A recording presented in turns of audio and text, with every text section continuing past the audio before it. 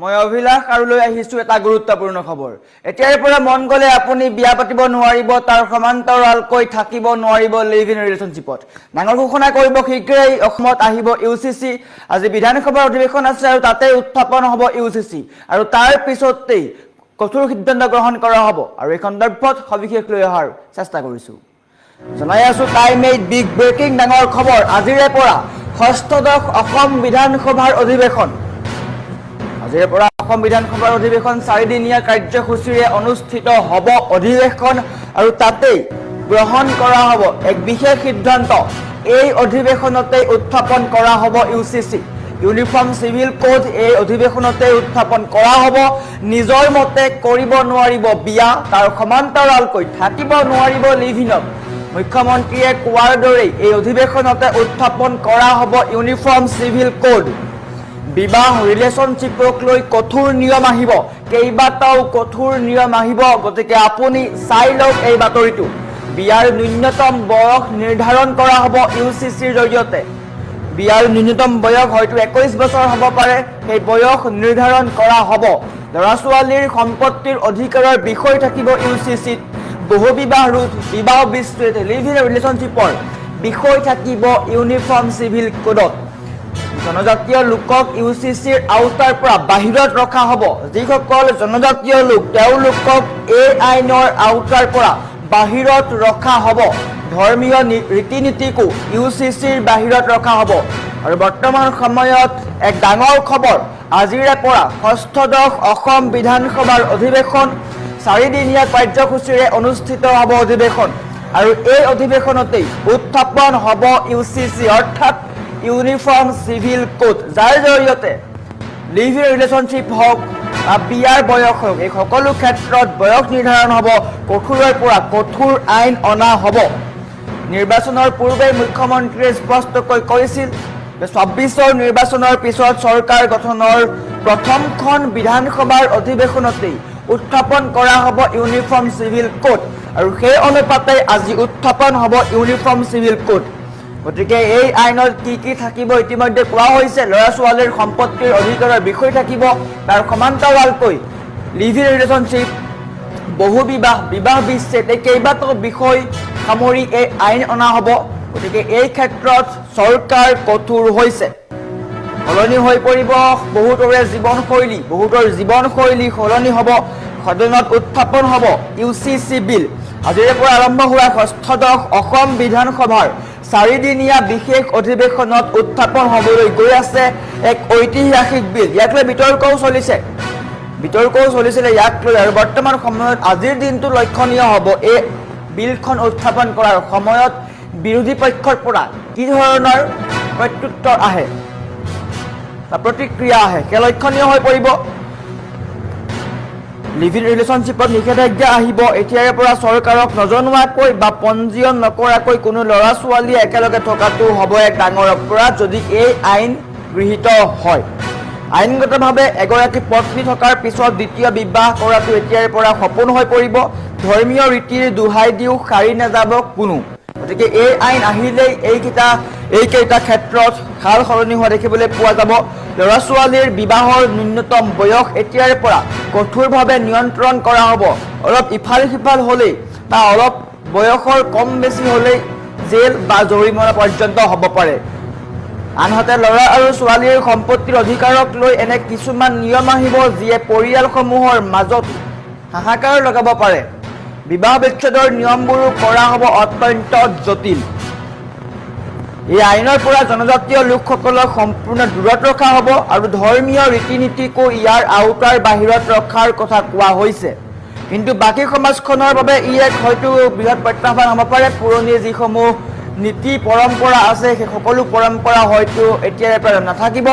আজি উত্থাপন হ'ব ইউচিচি আৰু ইউচিচি গৃহীত হোৱাৰ পিছতেই এই সকলো আইন গৃহীত হৈ পৰিব। গতিকে এটা গুৰুত্বপূৰ্ণ খবৰ।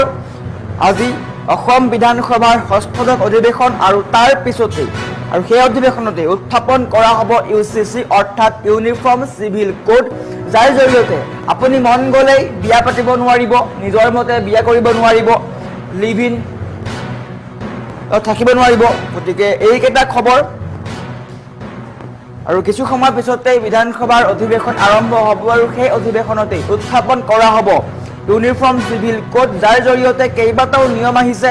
বহু বিবাহৰ পৰা আৰম্ভ কৰি বিবাহ বিচ্ছেদ, লিভ ইন ৰিলেশ্যনশ্বিপ এইকেইটা আছে। গতিকে এইকেইটাক লৈ চৰকাৰ অত্যন্ত কঠোৰ হৈছে। গতিকে লক্ষণীয় হ'ব কিদৰে ইয়াক গৃহীত কৰা হয়। আমাৰ ওচৰত অতুল বৰাৰ দায়িত্ব আছে দেখুৱাবলৈ আছে। ইউচিচি আহিব আৰু যোৱা কাৰ্যকালতে মুখ্যমন্ত্ৰী ডাঙৰীয়াই খুব স্পষ্ট ভাষাৰে কৈছিল, নেক্সট যদি গভৰ্ণমেণ্ট আহে তেতিয়াহ'লে আমি প্ৰথম অধিৱেশনতে আমি ইউচিচি আনিম। যেনে কথা তেনে কাম, সেইমতে ইউচিচি এইবাৰ আহিব। ইউচিচি আহিব আৰু যোৱা কাৰ্যকালতে মুখ্যমন্ত্ৰী ডাঙৰীয়াই খুব স্পষ্ট ভাষাৰে কৈছিল, নেক্সট যদি গভৰ্ণমেণ্ট আহে তেতিয়াহ'লে আমি প্ৰথম অধিৱেশনতে আমি ইউচিচি আনিম। যেনে কথা তেনে কাম, সেইমতে ইউচিচি এইবাৰ আহিব। ইউচিচি আহিব আৰু যোৱা কাৰ্যকালতে মুখ্যমন্ত্ৰী ডাঙৰীয়াই খুব স্পষ্ট ভাষাৰে কৈছিল, নেক্সট যদি গভৰ্ণমেণ্ট আহে তেতিয়াহ'লে আমি প্ৰথম অধিৱেশনতে আমি ইউচিচি আনিম। যেনে কথা তেনে কাম, সেইমতে ইউচিচি এইবাৰ আহিব। ইউচিচি আহিব আৰু যোৱা কাৰ্যকালতে মুখ্যমন্ত্ৰী ডাঙৰীয়াই খুব স্পষ্ট ভাষাৰে কৈছিল, নেক্সট যদি গভৰ্ণমেণ্ট আহে তেতিয়াহ'লে আমি প্ৰথম অধিৱেশনতে আমি ইউচিচি আনিম। যেনে কথা তেনে কাম, সেইমতে ইউচিচি এইবাৰ আহিব।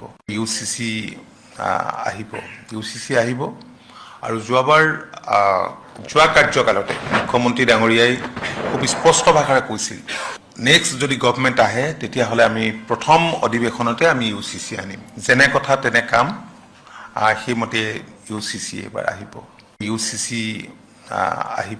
ইউচিচি আহিব আৰু যোৱা কাৰ্যকালতে মুখ্যমন্ত্ৰী ডাঙৰীয়াই খুব স্পষ্ট ভাষাৰে কৈছিল, নেক্সট যদি গভৰ্ণমেণ্ট আহে তেতিয়াহ'লে আমি প্ৰথম অধিৱেশনতে আমি ইউচিচি আনিম। যেনে কথা তেনে কাম, সেইমতে ইউচিচি এইবাৰ আহিব। ইউচিচি আহিব আৰু যোৱা কাৰ্যকালতে মুখ্যমন্ত্ৰী ডাঙৰীয়াই খুব স্পষ্ট ভাষাৰে কৈছিল, নেক্সট যদি গভৰ্ণমেণ্ট আহে তেতিয়াহ'লে আমি প্ৰথম অধিৱেশনতে আমি ইউচিচি আনিম। যেনে কথা তেনে কাম, সেইমতে ইউচিচি এইবাৰ আহিব।